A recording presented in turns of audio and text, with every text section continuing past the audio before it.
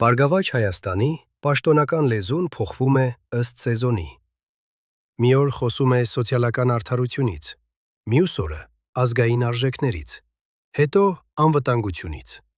հետո բիզնեսից։ Բայց իրական ծրագիրը երևում է կրկնվող պատկերում։ Հայաստանի ներսում հովանավորչություն, բարեգործական քաղաքականություն, մարզային կախվածություն,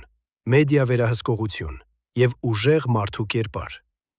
Հայաստանից դուրս Եդինայա Ռոսիայի կապեր, եվրասիական ինտեգրում, հապկի կարոտախտ, հակաարևմտյան ուղերձներ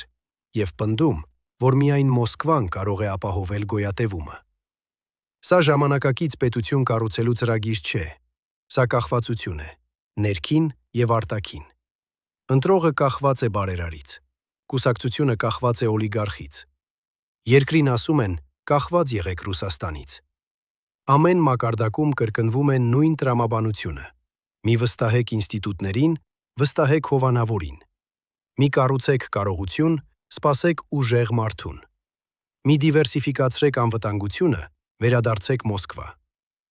Ահա ինչու 2026-ի ընտրությունը միայն Ծառուկյանի անձնական վերադարձի մասին չէ։